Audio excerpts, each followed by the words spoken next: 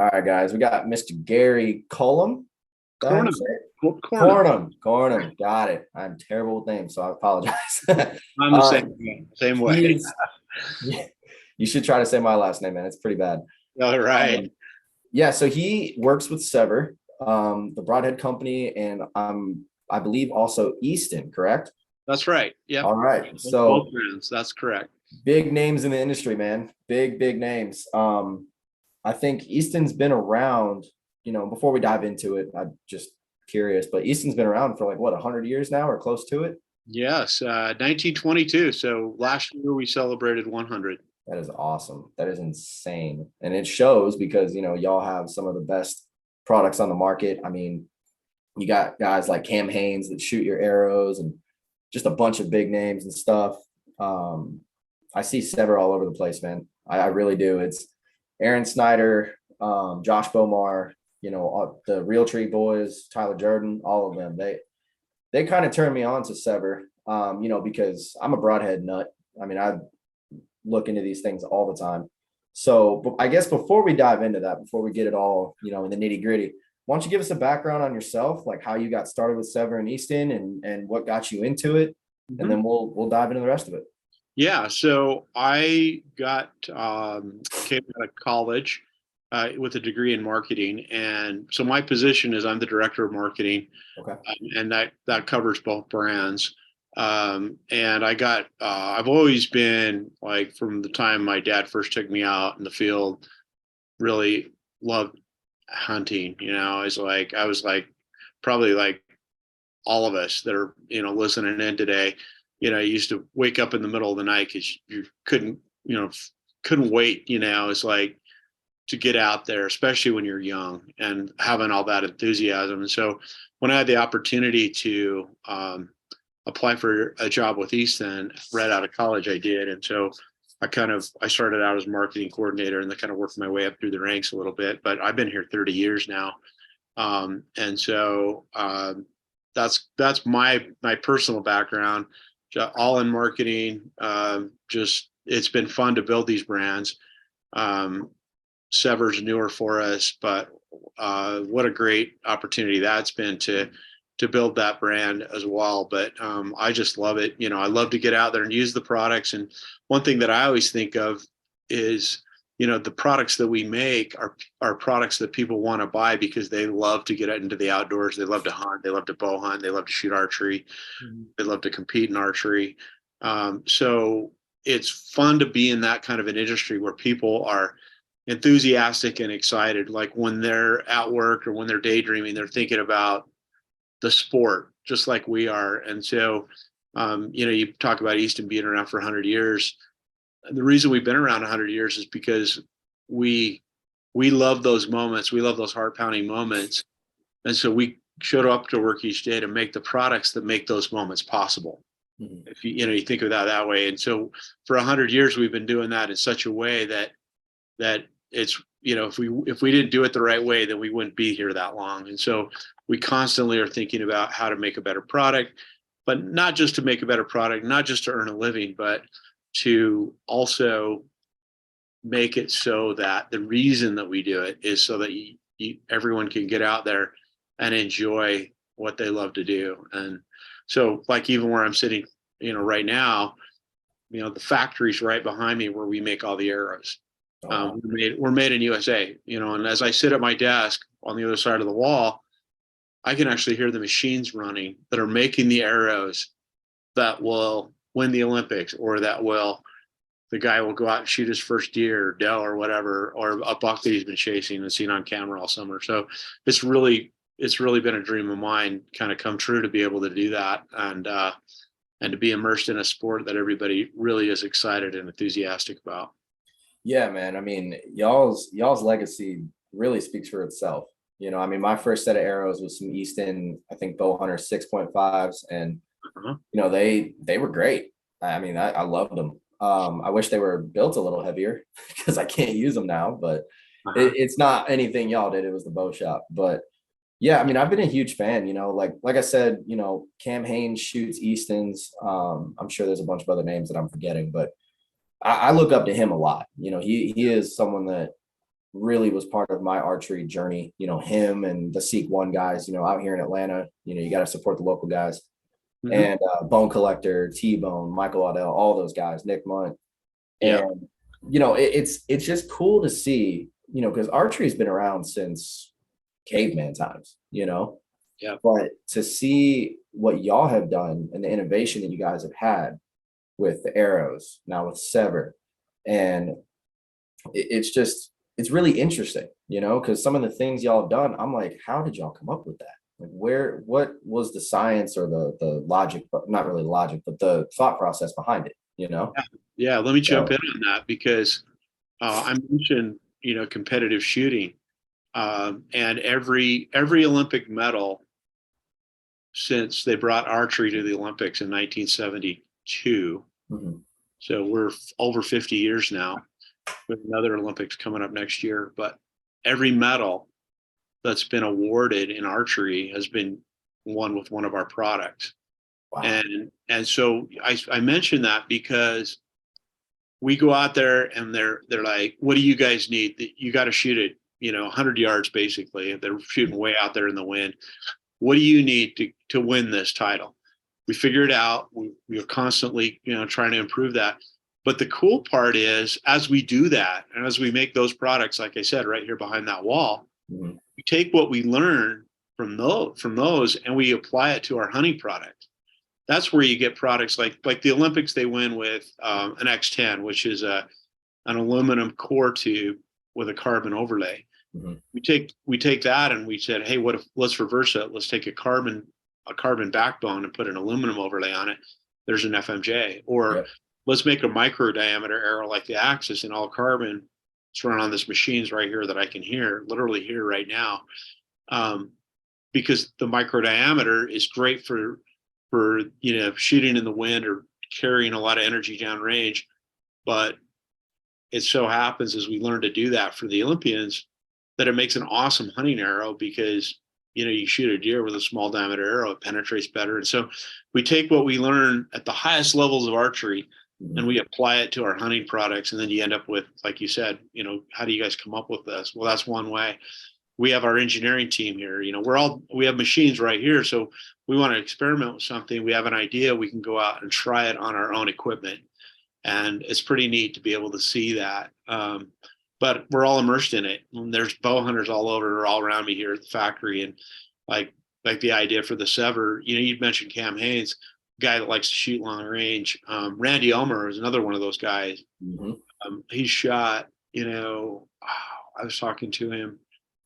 He lost count of how many bucks he's taken, and these are mule deer mostly, but giant mule deer every year. But he's shot, I don't know, like he lost count. So we counted one day and it was over 40 bucks over 200 inches. And, but he's a long dang, range guy. He's the guy that has the original patents on the Sevr Broadhead mhm. design. So we got his patents, and that's where that came from for the Sevr. So, being enthusiasts really helps that whole process along. Yeah, I can see that because, you know, they usually say, like, you know, if you do something you love, it's never work, you know. So Yeah. especially being a bow hunter and then working at like an arrow company, I could see that being like, I wouldn't think I'm at work. I'm thinking I'm living the dream, you know. Yeah, Um, and you think about it, and it's like we go out, we do it, and we're, just like everyone else is listening, is like, I love this. I can't wait to do it. We're mhm, the same way. And so we come back and we're like, hey, what if we did this? Or hey, what if we tried that? Or we go to the Deer Classic or something, and we listen to those guys, and then we like, oh, that's where the ideas are spawned. And then we come back here and we put it to work and try to come up with those ideas and bring them to reality so that our products are constantly evolving into something better. And again, not to make a widget, not to make it just so we can earn a living, but it's how can we help those guys have more of those heart pounding moments. That's yeah, really that's what it's really all about. And then the rest of it will fall into place if we do our job and making sure that everybody can get out there and do what they love. yeah. I mean, clearly it's a top notch product because y'all been around 100 years, and I've got so many friends of mine that shoot Eastons. I actually had one the other day. We were talking about he's looking at getting some new arrows. and he was like, man, I want to get some new ones, but they don't make the bloodlines anymore. And I'm like, I'm actually getting someone on this week that I can talk to about that. So to get an idea of like what he should go Right. with. Right. I told him to get the pro comps because those new pro comps are just, I mean, they're awesome. The pro comp is a really good example of one of those arrows that, takes advantage of what we learn on the competitive side. But Bloodline, if he loves the Bloodlines, we got that new Sonic out this year, which is Mhm. everything you love about the Bloodline, and it's a little, I think, a little bit better. It's a little bit lighter, and so, but that's the other thing about Easton is we have every arrow for any type of shooting, even like a little beginner. We make tiny little arrows. We make the Genesis arrows for the NAS program. Mhm. I mean, we have an arrow literally for every kind of archery and every archer that I can. We make Kudo arrows for them to shoot in Japan. They're like 36 inches long. I mean, if you can think of it in archery, we like 99.9% probability we have a product that'll fit that bill. So, Yeah. little kids, whatever, anybody that wants to shoot archery and get into it, we have an arrow for that person, that archer. Yeah. I mean, like I said, my first set was Easton's and I loved them. I mean, I kind of not turned away from Easton. I don't shoot Easton's right now, but the only reason is because I've been focused on the whole heavy FOC deal. Do y'all have a line of arrows that's like low GPI but still pretty strong that would run like 350, 300 spine? Yeah, that would be our like we have the new Axis long range out, Okay. and that you can set that up with a heavy FOC using our our half out. Mhm. And then we're looking at our component line too, what we could do. There's a lot of interest in components right now in the market, like you're talking about. So our introductions generally happen around October, Okay. and we're looking at what we can bring out for next year to in that component line, and maybe a new model and arrows, because a lot of folks. But what you're specifically referring to, that Axis long range has really been popular. We've seen it a lot at the Total Archery Challenge events, and it's really come on strong for the guys that want that kind of a setup. Yeah. Yeah. I'm gonna have to look into those because I've been wanting to switch. It's Yeah, just, yeah, it's a really lightweight base shaft, do you and then know what GPI it is? the spines go down to my catalog's right there, but I'll shoot from the hip here. 250, I believe, on that model. Okay. So 250, 300, 340 should cover everything you want right in there. Gotcha. And would you say the GPI on those would be like somewhere around like maybe 8.2 to 8? Yeah, and Okay. I could get it. Let me get up and I'll give it to you. All right, Okay. everybody, it's Sorry. like if it was a really big snake, it would be biting me right now. But That's funny.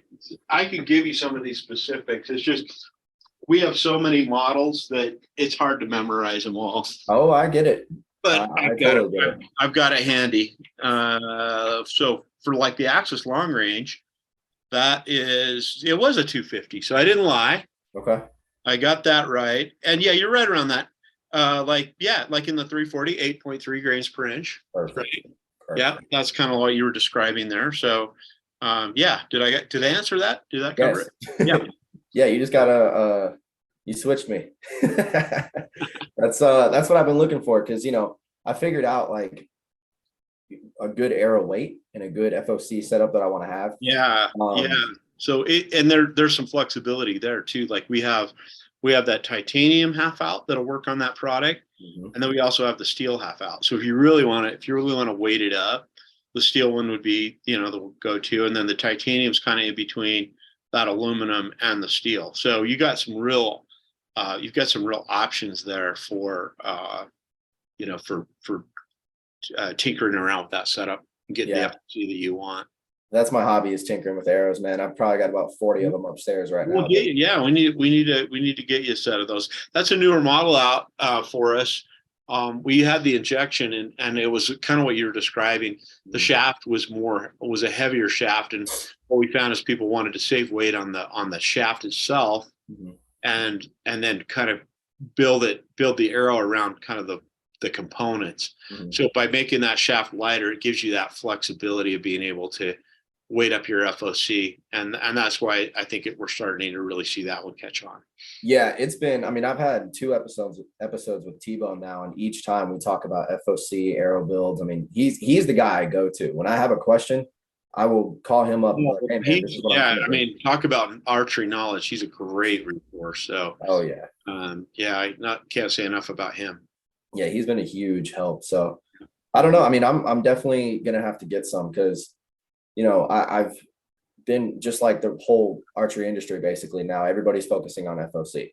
It's a huge thing that a lot of people have kind of dove into. And that kind of brings me to the broadhead part of it. Yeah. Is Sevr. Uh-huh. So you mentioned Randy Ulmer. And for those who don't know, he used to have a broadhead back in the day that I think was called the Ulmer Edge, right? That's correct. And that is kind of what the Sevr is based off of, right? That is correct. So Okay. we actually bought Randy's patents on that broadhead. Okay. And the broadhead, there's some unique things about that that are really, first of all, Randy's an accuracy guy, and he's one of those longer range shooter guys. And so when he designed that broadhead originally, that was what he was going for. And really, it's the first thing I mentioned when I first started bow hunting, when I started here all those years ago. Getting broadheads to group was one of the most frustrating things for me, because it really punched me in the stomach when it comes to confidence to get shooting. And I wasn't a great archer. I'm still not a great archer. I just love to bow hunt. But it's like you want to get out there, so you start to get your bow dialed in, and then you put your broadheads on, and now they're going all over the place. And so when you go afield, your confidence is kind of in the trash can a little bit. Mm-hmm. So accuracy, and then the first mechanicals that came out, I think some of them gave mechanical broadheads a bit of a bad name. They took a lot of energy to deploy the blades, and so they had their own issues. And then Randy came out with this one, though, really for long range shooting. In other words, this broadhead really gripped. And so we loved it. We said, okay, let's look at that. Bought the patents from Randy, and we have a broadhead that I honestly is like field point accurate and then some. Accuracy is off the chart. The other thing I love about the broadhead is, first of all, rear deploy blades. When those started coming out in the mechanicals, I think that was just a real paradigm shift. It doesn't take a lot of energy to open those blades, so the penetration's there. It really is the best way to build a mechanical, which the Sevr has. But it's got one of our patents on that is the locking pivoting. So the blades will pivot, but they're in a locked position. Mm-hmm. So the pivoting is great because every broadhead, like 99% of the time, as it's going through a deer, whatever you're hunting, it's going to encounter a bone. And when our broadheads encounter bone, the blade will pivot around that bone, but the other blade will continue to cut because they're in a locked and open position. So the blades they'll go around bone, but they stay locked open. Mm-hmm. And so that's another one of the hallmarks of that broadhead, is that locking pivoting. The third one is we have there's a little hole in the ferrule that you can put a set screw in. You can lock the blades closed. And what that allows you to do is go out and practice backyard with the very broadhead that you'll then hunt with. It locks the blades in the closed position. So you can go out and shoot that broadhead with the blades locked. And then when you're ready to hunt, you pull the set screw out. The blades are still sharp. You're ready to go, but you've also practiced with the very head that you're going to hunt with. So it's a real confidence builder. And they're made of titanium. So it's a premium broadhead that has a lot built into it. We took Randy's initial design, and Randy's paid us a great compliment when he said, "Wow, you took my design, you made it out of titanium, you made it even better." And when Randy told us that, we really felt like, wow, what a compliment coming from a guy like that. So, and our best marketers on that is not me. the best marketers on that broadhead are the people that shoot it. And I was just at a Total Archery Challenge last weekend, and guys would come up and they'd bring their friends because they're so into that brand and that product that I was like, well, this is great. These guys are, having great success out in the field, so much so that they're telling their buddies and bringing them over to us to talk to us. And so it's been really fun. Yeah, I mean, I've always been, so like when I first started bow hunting, I used to use a Rage, and I have nothing against Rage now. I talked with Joe Miles last week, and he's all about that Rage tri-pan. And to me, when I first got into it, I saw the Sevr and I saw the Rage, and I'm like, same thing, because I didn't know at the time like what the differences were. So then I was shooting a Rage. In fact, they're rear deploy, and I loved it. I was using the hypodermic at the time, and we've been out, I think, about 5 years now with the Sevr. And Easton's my main gig, right? Arrows. Yeah. And I said, I really like these hypodermics. Our VP of product development came to me and said, hey, I'm working on this broadhead with Randy Omer. And I said, well, you're going to have a hard time prying these hypodermics out of my hands because they're working great for me. And I still have, a ton of respect for those heads. I'm not going to say anything bad about them because I think they're great. They were working for me and they were awesome.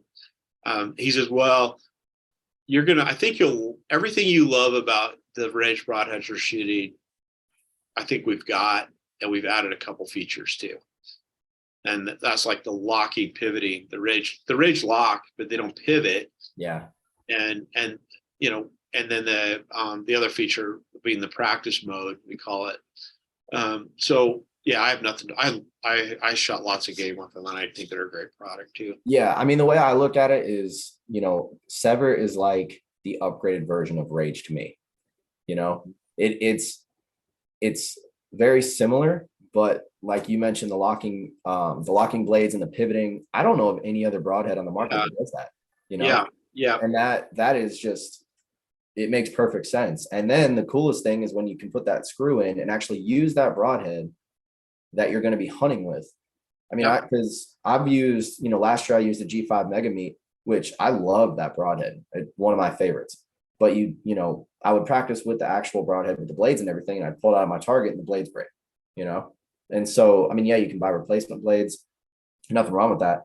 But there's something about having your actual broadhead that you're going to be shooting at a live animal when you're practicing, And I think it's a great idea what y'all have done with it and the live animal.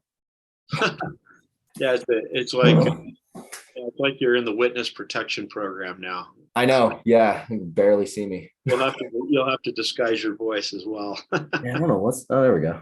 I don't know what's going on. That look better. It'll probably go out again. Yeah. Oh Lord. But yeah, no. What's cool to me. So where I first heard about you guys was when I started diving into, and there it goes.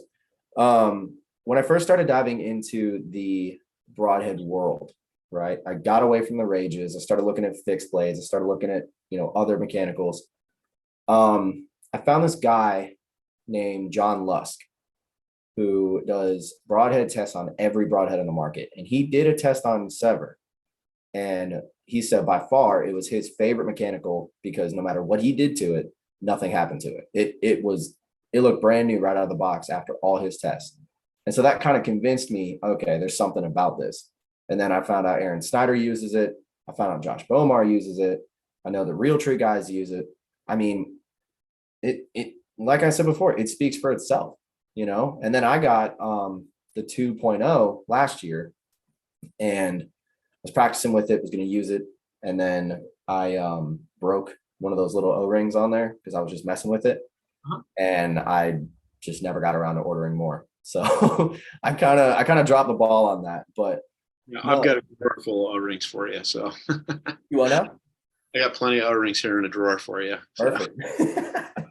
But yeah, I mean, so what was the first Sevr was a 2.1, right? Yeah, that's right.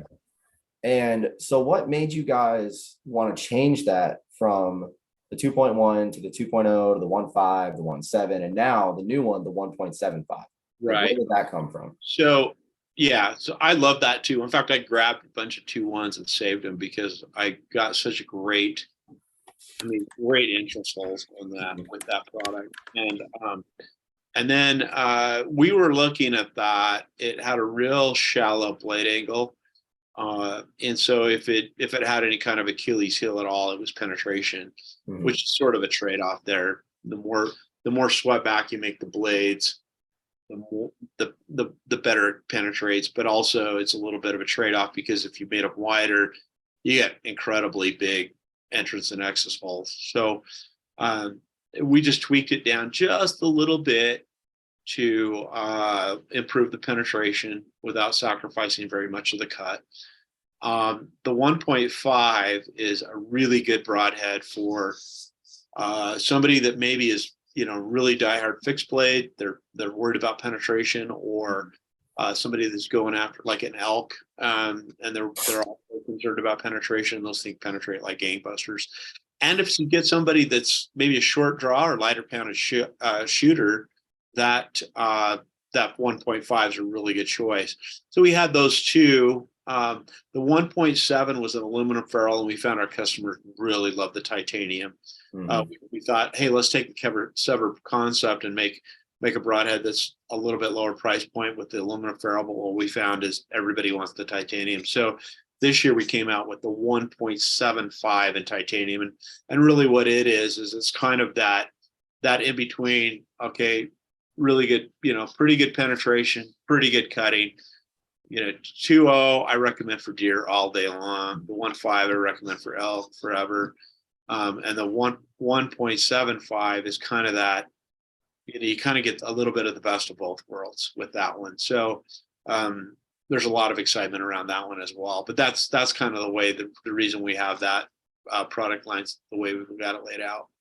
Yeah, I mean, when I saw, so I'm on y'all's like email list, Instagram, Facebook, just everything, right? So if y'all are coming out with something, I know about it. And I got the email first and then clicked on it, went on Instagram, saw like the little blacked out outline of it, and it said like new broadhead coming soon. And I'm like, huh, what's this about? And so I texted one of my buddies and was like, yo, Sevr's coming out with a new broadhead. And he's like, well, what could they do with it? What size are they going to have? And I'm like, I don't know. I mean, I don't know what to tell you. And in the back of my mind, though, I was thinking about that because I actually bought the 1.7 first. And then, I mean, I liked it, but when I saw the titanium, I'm like, nah, that's what I need to go with.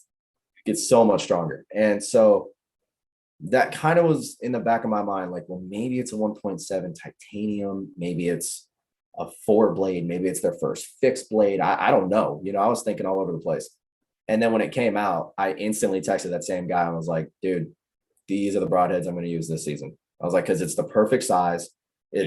It in my opinion, I think that broadhead's going to really start showing out this deer season when people use it because it has really good penetration ability. It's got a big cut, and it's the same reliability that a Sevr broadhead has.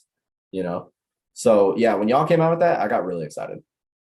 Yeah, and they're strong out of the gate. In fact, we did a forecast on it, and then we rolled it out about 2-3 weeks ago. Mhm.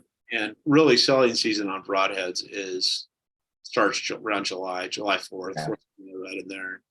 And we had so much demand for that one right out of the gate. We started looking at our forecast. We're like, we better get more of these rolling, on more work orders rolling on these, because if not, we're going to be out the third week of July.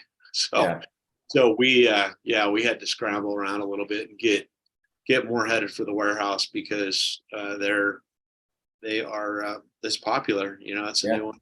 Probably guys like you and the way you characterize it, I think, is exactly how folks are looking at it. Oh yeah. And the funny thing is, like the guy I was telling you about, he's a huge Schwacker fan. So every time, I'll tell him, oh, there's this new broadhead or someone's coming out with a new model, right? He'll be like, well, I'm gonna stick with my Schwackers, or I'm gonna go with the Exodus, which I love the Exodus. That's my favorite fixed blade. But it was funny because I sent him the John Lusk video review of that broadhead, and then like a bunch of other things about it. And he's like, man, I think I'm gonna switch. I'm like, see, your boy knows what he's talking about sometimes. Like Yeah. it's a good head, man. Like you should give it a shot, you know? And I never disparage anyone's products either, because there's a lot of really good products in the Oh market.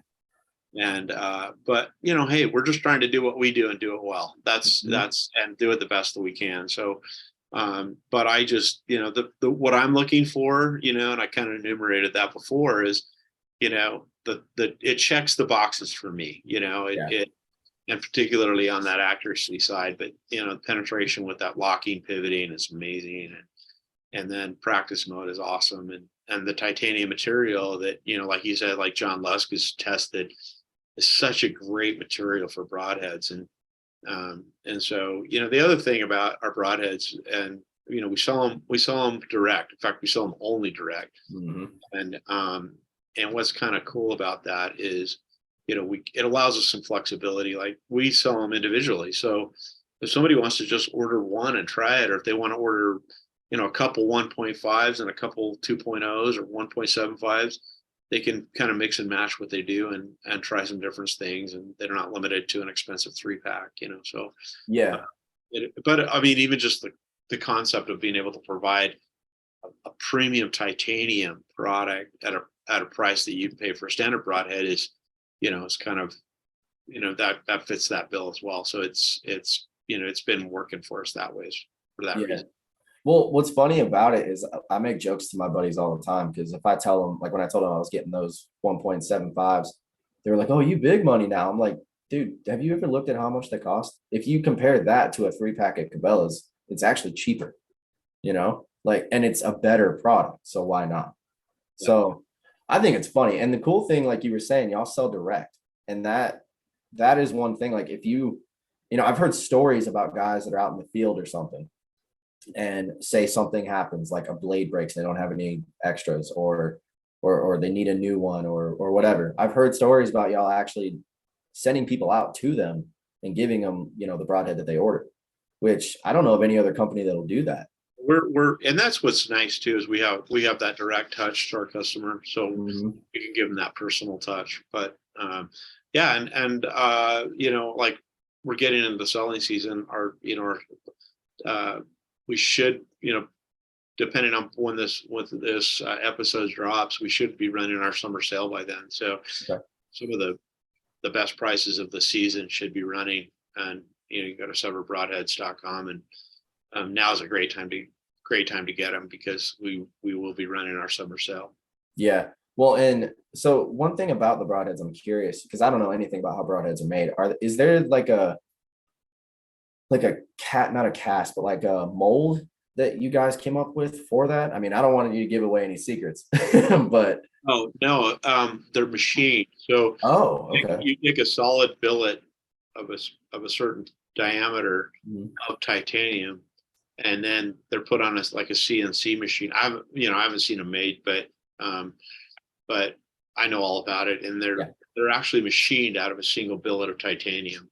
Wow. So yeah, it's pretty cool. If you look, you get one of them and you look at it. They're very, there's a lot of detail work on that, and that's what I'm saying. It's a high premium product Oh that yeah. you're, you know, we're able to bring to market at a, like I said, a standard broadhead price. So you're not having to, you know, pay, you know, 2 or 3 times what you normally expect to spend on a broadhead. You're actually paying what you're used to paying. So Yeah. really, it's really been working well that way too. Yeah. I mean, it sounds like anyone listening to this needs to switch because it does the job, man. And it's Well, and nothing, you what know. I look at it too is I really want bow hunters to go field with confidence. Yeah. You know, like I know when I draw back my bow and I've got everything dialed in, and I just, you know, my broadheads are grouping, my arrows are grouping. When I draw back my bow with confidence, knowing that my equipment's good and working and everything's, you know, dialed in, I Mhm. make a better shot. Yeah. You know, it's you really, I mean, as archers, we need to be confident in our abilities and in the ability and in our equipment. And Mhm. if you have all that, then when you go hunt, you'll have more success in the field.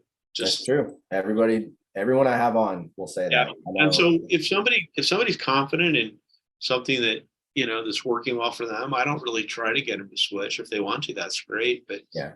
by and large, again, I go back to, are we having a good time? Are we doing the thing that we love? And if we can contribute to that as a company, then we're doing our job, and that's really what it's all about. Yeah, I mean, that's good to hear because a lot of people, will think like, oh, the big company, they've been around this long and they're just all about the money kind of thing, which I feel like the companies that I've talked to, like, Summit, Osseo, those guys, that's not their top priority. They want the customer to be happy. They want to give a good product and, be there for their customer when they need you. So, it's good to know that y'all are doing that. I kind of figured as much, but Yeah, and we're as a company, I mean, we were started by Doug Easton in 1922. We already talked about that. mhm. We're now in the third generation. It went to Jim Easton, and now Greg Easton is running the company. So we're still family owned, Yeah. and the Easton family started out with their company, with a passion for archery, Mhm. and they ventured out into team sports. A lot of people know the Easton brand for like baseball and some of that stuff. Um, but that part of the company was merged off, and about 15 years ago. But the family still owns the archery because I think that's still near and dear to their heart is the archery side of it. And so it's pretty neat. There's not too many companies out there. One, that have been around that long, and two, have been around that long and are still owned by the same family. So it's pretty cool. Yeah, I mean, Easton's been in my life since I was 5 years old, man. I used to have an Easton bat, and then I didn't even know it was in archery, because my uncle and stuff, he hunted, but I'm from Illinois, and he would go to the deer camp up there, and they didn't really focus on deer hunting, if you get what I'm saying.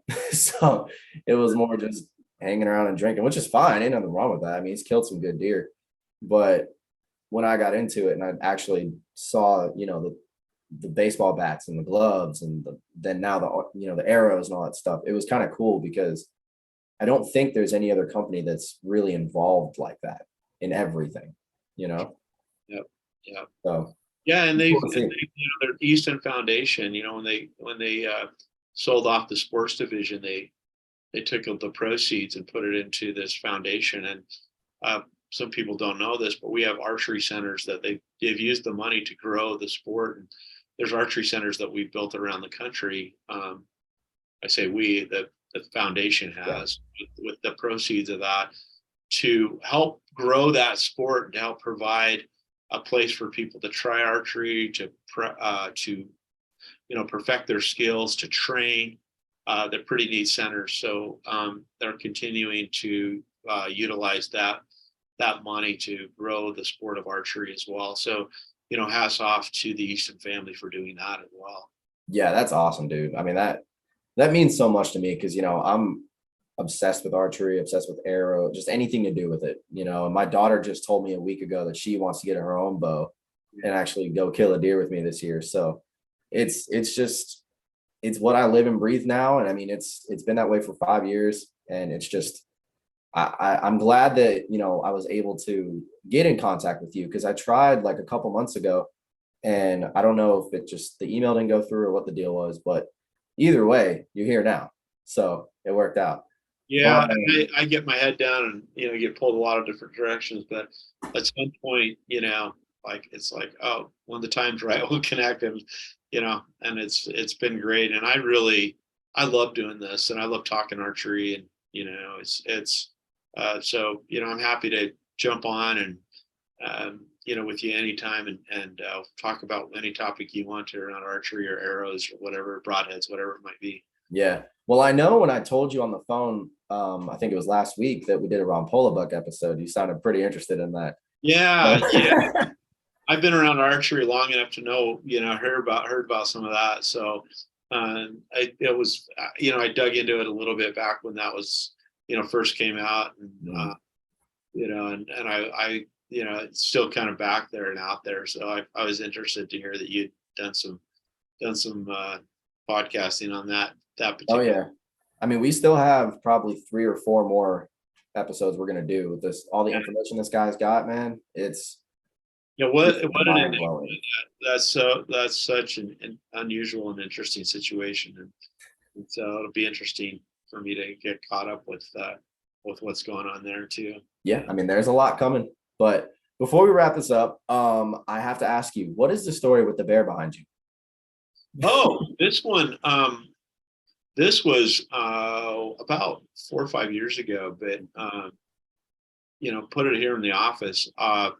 That one I was actually hunting with Ralph and Vicky Sansarillo up in Saskatchewan, and color bears are so beautiful, and we got into camp, and the guy said, "Hey, do you, we got a really big bear, black, that's been hitting this bait, but we've got one that's still a pretty nice boar that's a cinnamon phase hitting this other one, and so where do you want to go?" And I said, "I really would like to go after that cinnamon."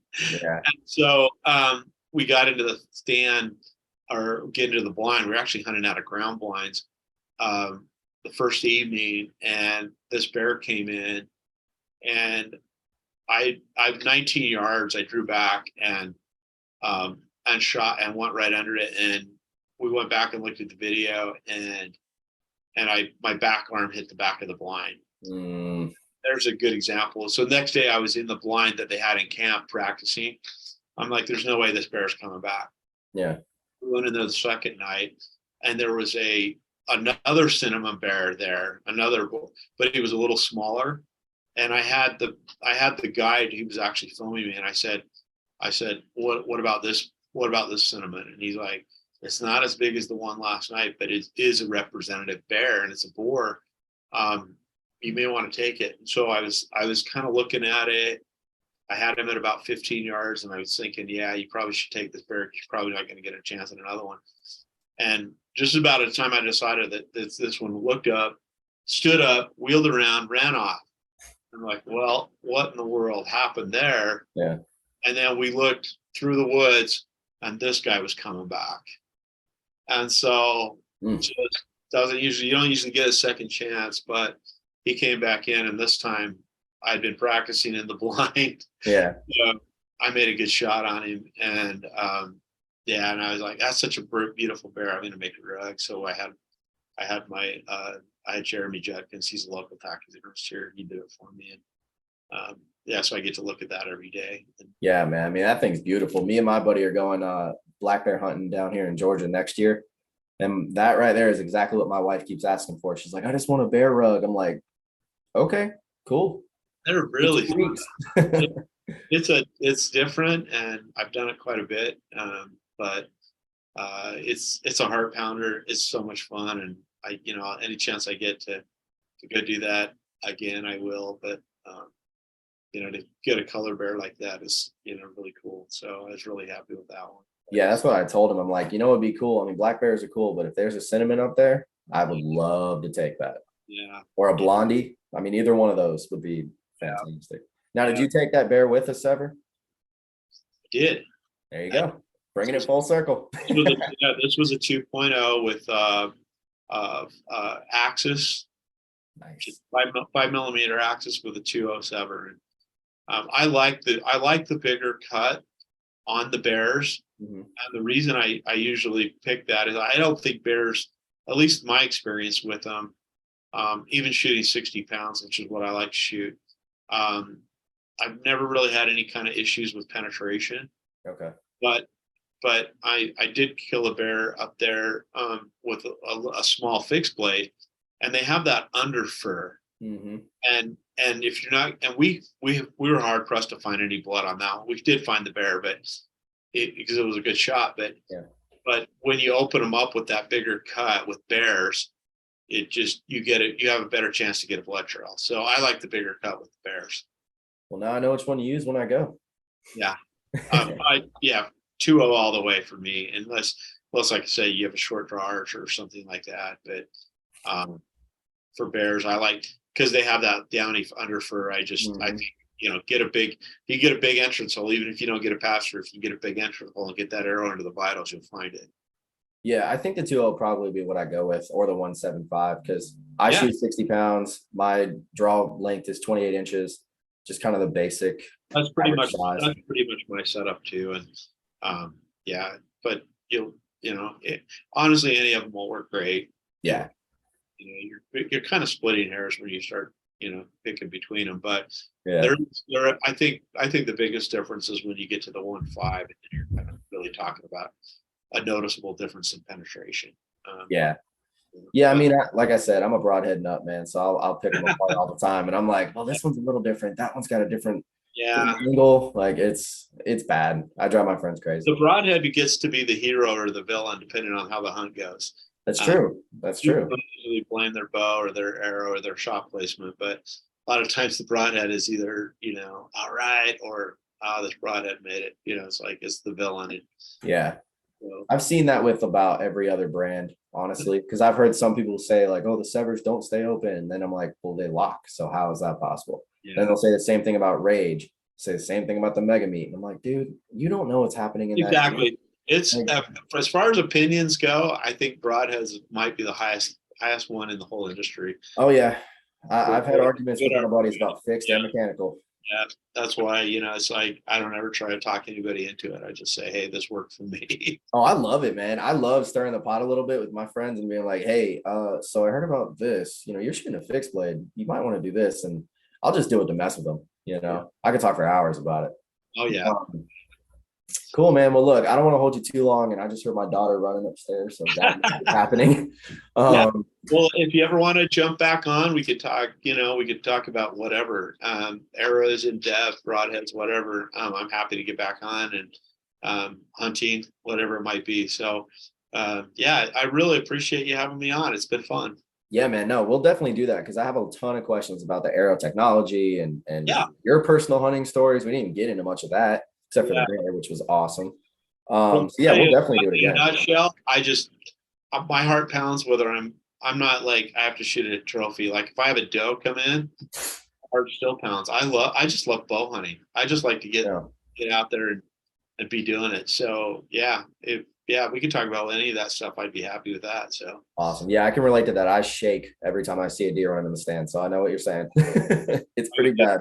yeah, it's why we do it. Yeah. Sounds good, man. Well, till next time, buddy. I appreciate it. Okay. All right. Thanks a million. Yes, Appreciate you. sir.